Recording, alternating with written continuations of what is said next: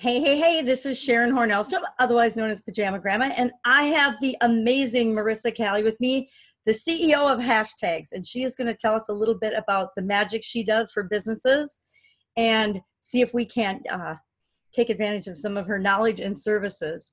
So Marisa, would you tell us a little bit about what you do as the CEO of Hashtags? Sure. Yeah, so thank you for having me. I really appreciate, getting a chance to talk to you one-on-one. I know we've been trying to connect for some time, so I'm glad we're able to do that today. I'm the CEO of Hashtags at All the Social. I do social media strategy and coming up with digital strategy in addition to social media for entrepreneurs that have small businesses, or they're a coach, or they're an engineer. They're trying to get their face out there in the open, and how to do that on social and how to get more people to know about them. I have a background in digital marketing. I've been doing it for about 11 years. So I can kind of help with, all the things, from websites to, setting up email marketing. But my real passion is getting to tell stories about people and their company, their why, their purpose on social media. And I help them do that through content, consistency, and visual assets, whether it's video or, consistent imagery, branding, stuff like that. So that's what I do. And I've been on my own for about 2.5 years. So I'm going through the journey of entrepreneurship, and I'm loving every minute of it. So, I'm going to ask you what your why is and your story. Yeah, I mean, I think what got you to go on your own? What got you to take that leap of going out and starting your own business? Yeah, I mean, I think when it actually happened, when I was pretty much going from a corporate job to not having a corporate job, that was an instance of, getting let go from a job. And I think this is not something that I, in the beginning, was very hesitant to share, because it was something that, it's kind of like an ego thing. Like, I didn't want people to think that I have failed. It wasn't something that I chose, to leave that company. But when I look back at all the signs, and I look back at how I'm able to grow and teach other people about business and mindset and kind of energy, the energy was not there. There was no synergy. There was no caring about the future of my career. There was no, collaboration on ideas. And I love that company for what it taught me in terms of the digital marketing side, but I also see how, that particular company did not grow with the times, so I'm able to apply that, all of my agency experience and corporate experience, into how I approach situations now, and make sure that I don't repeat the same thing. And that's really why I was able to go out on my own. And I have my own growing pains, and I own my own struggles and challenges. So it's been great, actually. Well, it's a lot more fun doing it on your own, as challenging as it is. I worked in corporate America for over a quarter century, long time. So I know what it feels like to get fired. I mean, fired. I know what it feels like to get laid off. And after, when you actually know 100% it's not your fault, that you didn't do anything wrong, and it's just the environment or the economy or the times, it doesn't hurt. The second time doesn't hurt as nearly as bad as the first time. But that first time is pretty painful. Yeah, it was the first time that I was I say let go, I say fired. It really depends on how I was. Kind of my supervisor, she was really awesome in letting me know that it was going to happen, and I got about 6 months notice. Oh, so, that's awesome. But at the time, it was like I was living in a scarcity mindset, like, oh, I need to get another 9 to 5.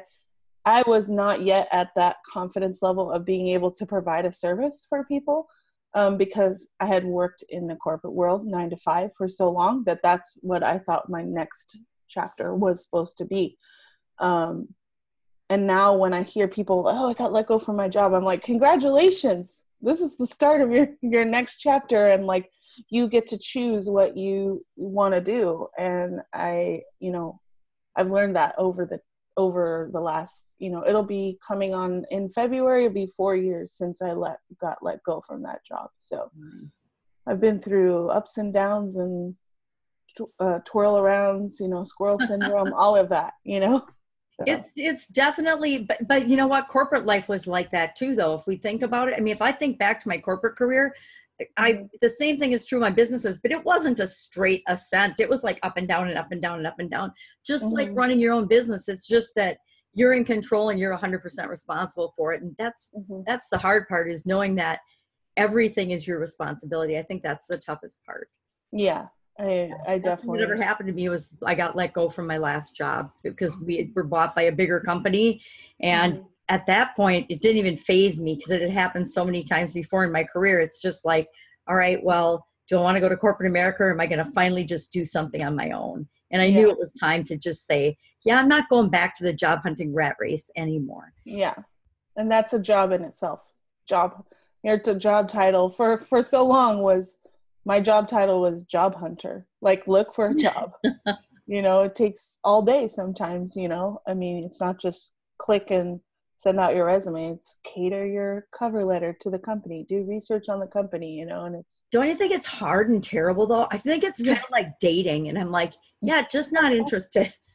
Yeah. But I mean, that same thing now with business and client acquisition and, prospecting and stuff. It is like dating. I mean, everything, it's all, the root of it is all relationships, and I've learned that over time. Like, I'm going to build relationships with my friends and, nurture those. And then they're going to see what I'm doing professionally and getting paid to do it. And then they're going to refer me to someone. Now, if I didn't nurture that relationship and I just closed them off, I didn't share anything with them, how am I going to like get a referral, or how are they going to know what's going on? And then in the business world, if you don't communicate with them, you don't tell them expectations, you just kind of hope that they're reading your mind, and then you deliver something and they're like, that's not what I expected. That's a relationship. That's a communication issue. So, it applies to almost everything now in my life. And it's amazing to see all of it, kind of come together. Personal and professional life is based in relationships. Our whole life is based on relationships and experiences, but we don't even know that till you get old like me. And you're like, oh yeah, I guess that does matter. Yeah. I mean, 24/7. Yeah. Favorite part about your job? What is your favorite thing, the thing you like to do best with customers and with your clients? Yeah, I think and this happens, almost every time when I'm like really trying to, going back to the relationships things, before I even do things for them, I am really trying to find their core, their story, what drives them, what's going to represent them online. I think that some of the people that I work with, I'll share a story. I was a meeting with a lady who is specialized in like the operational side of her business. And she started sharing a story about, it's a nonprofit that I was working with, and she was sharing a story with me. And to me, like, I got chills of her telling me the story, because I was like, if you tell this story, we write it out, we have a blog about it, we have a video, we have images, and we can tell a story in like 3 months, content. People will resonate with that, because you're telling it to me right now and I'm getting chills. So how is that not going to also resonate with other people? But no one knows about it because they don't know how to like share their story. And so I think that is one of the best things I love to do, is really finding the stories from people and how to translate that into a strategy on social media, and where does that get shared and how does it get shared. So it's rewarding, because sometimes even during this time where I'm finding out their stories, that doesn't necessarily mean that we'll work together, but I'm still learning about people in the process. So that's awesome. It's fun. I really enjoy it. So where can we find your story online? What's your favorite platform in social media? And Yeah. where can we find out more about you? Yeah, I mean, I think people ask me this all the time. They ask me what my favorite platform is. I have, since I am in social media, I'm on all the platforms, and you can find me at all the social on, if you look across all the platforms. But I think for, like, I'll use an example on LinkedIn. LinkedIn is very much storytelling focused. I'm always telling a story about something, a struggle, an instance where I, spent my whole day with clients or prospecting or whatever. But it's very professional focused. Like, I'm not making jokes or doing funny memes, really. Like, I do have some of my personality in there where I, come up with a hashtag of the day, because it's, I call myself the CEO of hashtags, because I'm in a regular conversation with someone and I'm like, oh, hashtag been there, done that. And that's how I came up with one of the workshop series that I'm doing. And I was reading a thing on LinkedIn and someone said, oh, like, I consider myself the doctor of cybersecurity. And I was like, oh, so you're a hashtag doctor cybersecurity. And now he uses it in his content. So nice. I'm always trying to find, like, how can I unify that story for you and, like, into one hashtag. But so LinkedIn is very professional, but also I'm telling a lot of my business journey on there. Facebook, you see all sides. You see my interests. I'm a huge soccer fan, always posting about soccer, but I'm also, posting things to get to know people and have more conversations and really make connections. I'm involved with groups. I have my own podcast. And so that also is another channel where you can listen and talk to me. It's called Bicoastal Panda. And that's Facebook. But then I also really love visuals. I mean, my specialty for what I provide clients is in visual content consistency. So I'm constantly getting inspired by Instagram. And Instagram is just my life in pictures and being able to express who I am. So for me personally, I use all the platforms, right? But I'm not, and I use Twitter for, like, conversations and, like, quick updates. And so I'm using all of them, but they all serve a different purpose in showing who I am.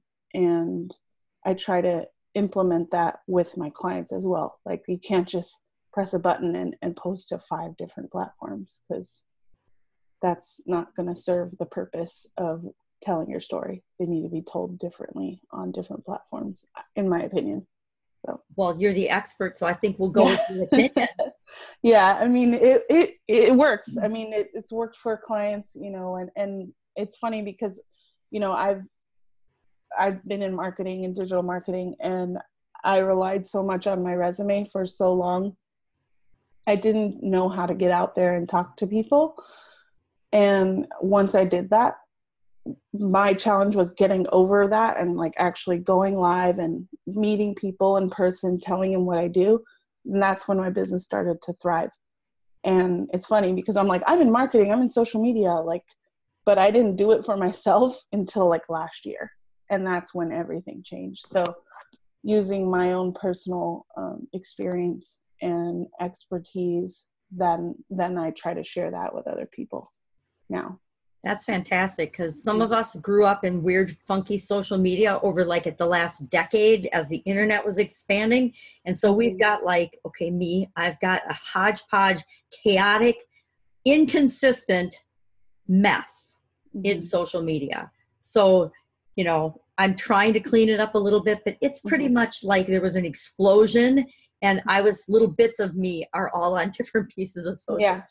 But there's no consistency. So it's, Yeah, I mean, I think it's just really, it goes back to, how do you form relationships and how are you able to, like, really identify with people and where can you focus your time and energy? I think people get so caught up on, like, oh, I need to be on all of the platforms. Like, I say that because that's how I get my message out to everyone. And that's what I do, right? But if you're really focused on B2B, like, why are you not on LinkedIn? You know, I'm not you, but like anyone. No, seriously, I've been ignoring LinkedIn. I started a LinkedIn, I don't know, years ago, and then I totally forgot about it. And then somebody reminded me, and I've actually the last couple months been working on my LinkedIn a little bit. And especially since they started allowing video, I'm like, oh yeah, I got to be on LinkedIn. And so I'm doing more on LinkedIn, and that's where I've got, I think, 30 interviews lined up, almost all from LinkedIn. Guerrilla Group and LinkedIn are where all my interviews have come from. And I'm like, all right, I can't even do any more interviews because a couple a week is about my max, more than one a day, and I'm pretty lost. Yeah. Because I have other things to do too. Oh yeah. I feel you on that. I mean, it's what's worked for me. I think if you want to, take anything from that is like, do interviews like on 2 days a week, and that way you're always in the mindset of being interviewed or interviewing people. And that really helps me because, we're all over the place. I'm like, oh, I got to post on Instagram. I got to Facebook. Like I have a strategy. I know what I need to do, but I get so lost sometimes when I'm busy or there's a lead coming in and I'm like, oh, I got to handle it properly. We're doing all the things all the time. Do you find that in different industries, and I don't know if you specialize in let's ask that question. Do you specialize in a certain industry or with a certain group of people? And do you find that on the different platforms, there's certain times you should be posting and certain types of things you should be posting? Because tell you what, I know I'm not doing what I should be at all. Yeah. I get up in the morning, first thing in the morning, I produce my content, I disseminate my content, and that's it for social media because I've got to do everything else during the day. I don't have a whole lot of time to be spending time posting throughout the day and figuring all that out. I think, well, the first question in terms of specializing, I do have an ideal client in terms of industry. Sorry about the dog. It's okay. I would like to work, in the, and I have a few, contacts right now and potential clients in the engineering, medical, dental, cybersecurity space. I think a lot of them are they're very smart in what they do, book smart, but they don't know how to translate that into something where you can tell your story online. And and it's, I think it's really interesting because a lot of these companies that, that I've come in contact with, they have really good purposes. Like they know their why, they know their core values, but they're not able to attract top talent like undergrads or people coming out of college or people want a career change because no one knows about them. We're all so connected. If you Google a business and you're like looking for a corporate job and you try to look at their website or, you hear about a company like, and they're not on social and no one's talking about them, how do they attract top talent? So that is also something that I'm working with other businesses to, it's not necessarily about if you're a solopreneur, entrepreneur, like telling your story, but telling your company's story and why would someone want to work with you or partner with you or, I don't know, get your story out there. And that is one of the things that I really enjoy because these companies are well established. They've been around for a long time, but they don't know anything about online media or marketing and how to, simplify their process and, attract top talent.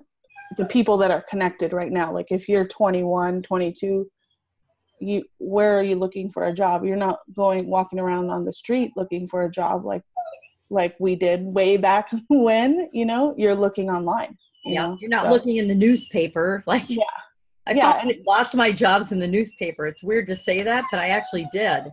Mm-hmm. Yeah. I mean, Craigslist, even for like me, like right when I got out of school, that's where I'd look, but still, I don't even think people at, 21, 22 are looking at Craigslist.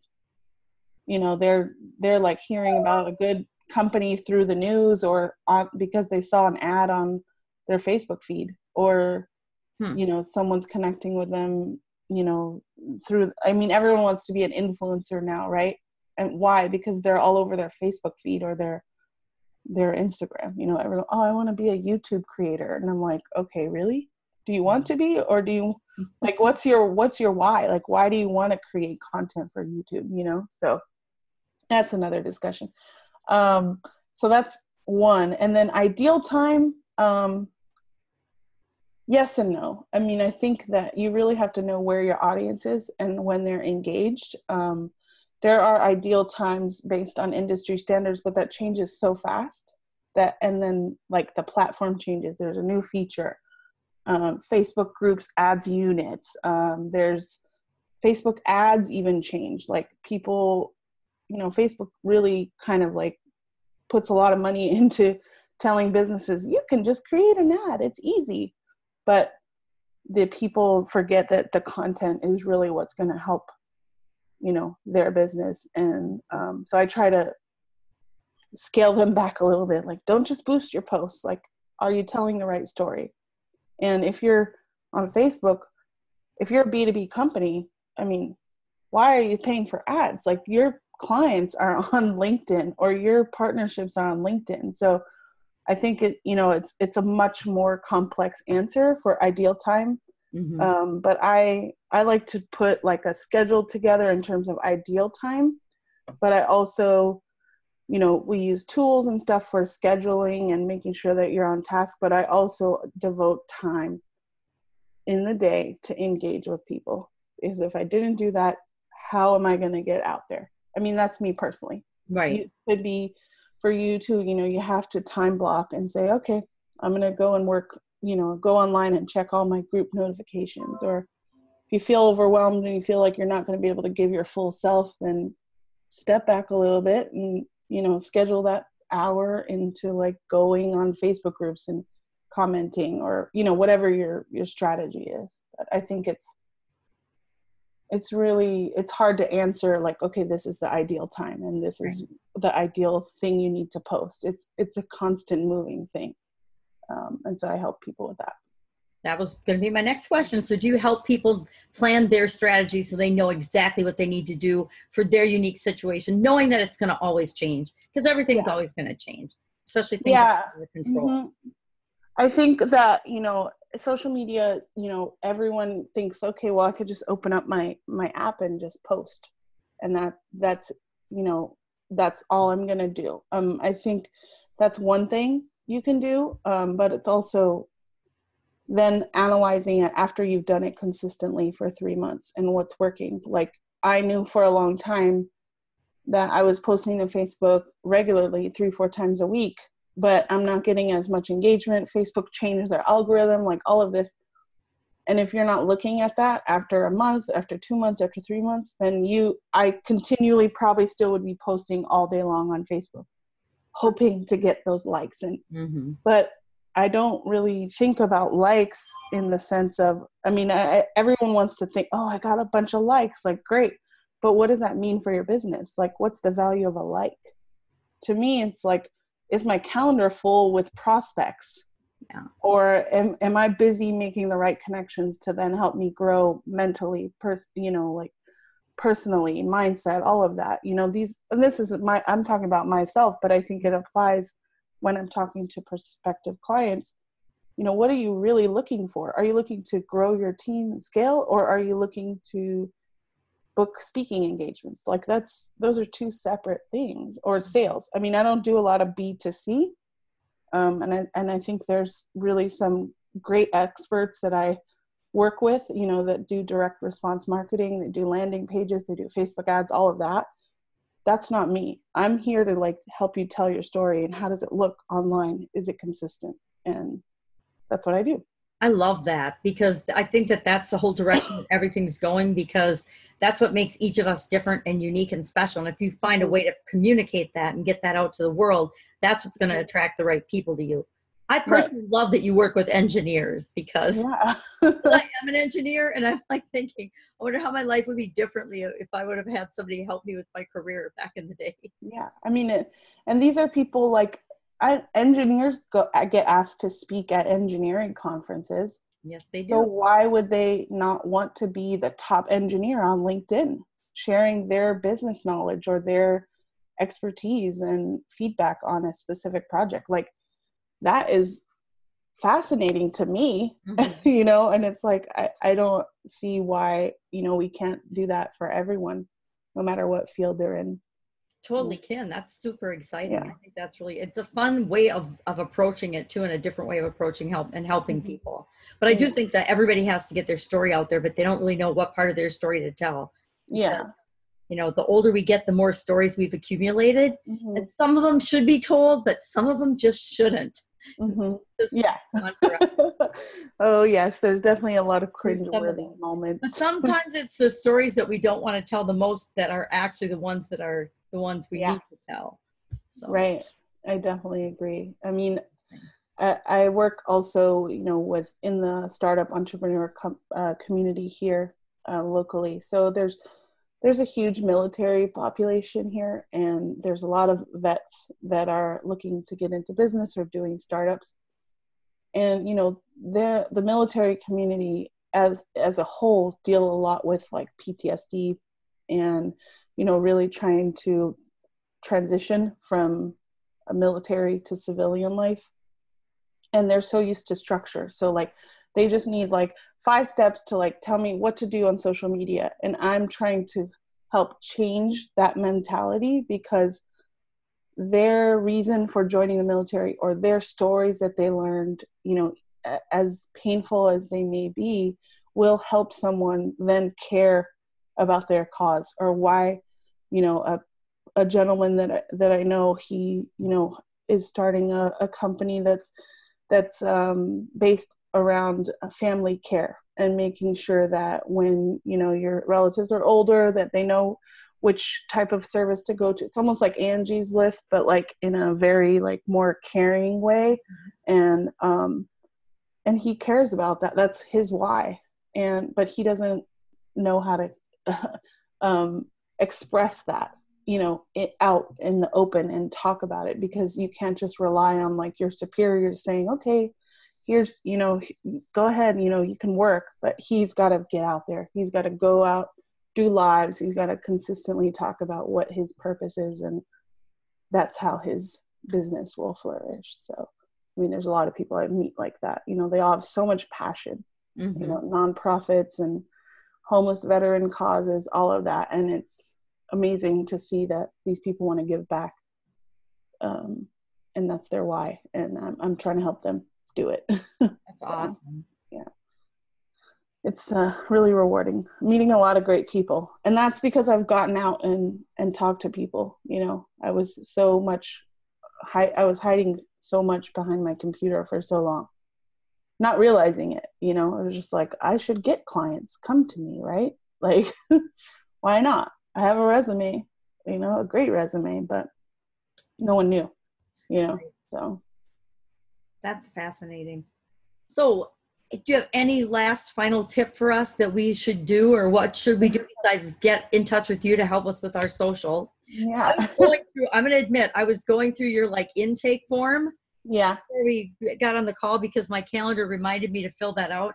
And of course, 10 minutes before the call, I hopped on there and started going through it. It's awesome, by the way. Thank you. Going through that alone will help people to think about some things that I know I couldn't answer because I haven't thought about, and that I definitely need to think about and come up with some clearer direction in that area and narrow my focus. But I think, I mean, I forgot what your question was. I forgot what it was too, but I think it was along the lines of any last tips of it. Oh yeah, last advice or what to tell us to do to get our story out there, or to start telling our story. Yeah, I think that, you know, one of the things is, I think I hear this a lot from business groups and stuff, and I totally resonate with it. Like, I'm a very visual person, so I understand wanting to get a logo, wanting to get a business name, wanting to get your website up and all that stuff. But I always try to like peel back the onion and see, okay, what do you really want to do in your business? If you don't know that, that's fine. Launch a website with your name. Great. You know, marisacali.com. I don't even have a marisacali.com, but I think I need it sometimes, you know, because I'm like, I want to tell my story outside of my business story, but, you know, they're kind of parallel right now. So it's okay. I love dogs. I get it. I was telling you, I don't know what's going on lately with these dogs, but we'll usually have dogs and cats crawling around my chair and stuff in back of me. So at least the cats go on today. But My dogs, the dogs are squirrel crazy. So if there's a squirrel, and we live out in the country, so there's squirrels everywhere, but there's one squirrel in particular that taunts the dogs. Oh my gosh. Hilarious. So they go crazy. That's an analogy for business, I guess. You know, there's always going to be that one. It's like waving their tail in front of you, like, come buy my stuff. But yeah, I think, you know, going back to, you know, peeling back the onion and the layers, like you were filling out that form and you were kind of like, okay, what is this one thing that I can, you know, that I can help myself stand out? And I think that being able to go through that form, and it's just part of my process so that I can, you know, eliminate some time in the conversations. It's an excellent process, by the way. Yeah. So I would recommend people follow Marisa's form and at least go through it and fill it out and chat with her. Yeah. And it really just allows me to like find out where they're at, you know, is say dog. I know he's gonna say what's up. She's actually bitching at me. She's like, get off the She wants me to let her out so she can chase the squirrel. Yeah. Crazy. Yeah. Well, yeah. I mean, I'm gonna let you go because I'm embarrassed. No, I don't get embarrassed very much either, so this is kind of funny for me. But I mean, I'm not gonna sit and have us talk over the dogs. Yeah, it's okay. Yeah, if you want to connect with me, you can connect with me at all the social. It's on all the platforms, all the social, or you can find me in the Gorilla group, or just Google, not Google me. Ew, no, it's not. Well, we should Google you because I bet you come up at the top, all the social all the time. So we Google, people Google you. Find me on Facebook too. Facebook or LinkedIn at Marisa Cali, and you can get my LinkedIn, LinkedIn.com, LinkedIn.allthesocial.com. So it goes right to my LinkedIn profile. So perfect. Cool. All right. You have a fantastic night. I'm going to go attend to dogs. Okay. Thank you so much for putting up with them. Thank you for having me. Yeah, bye. You're welcome. Take care. Bye. Bye.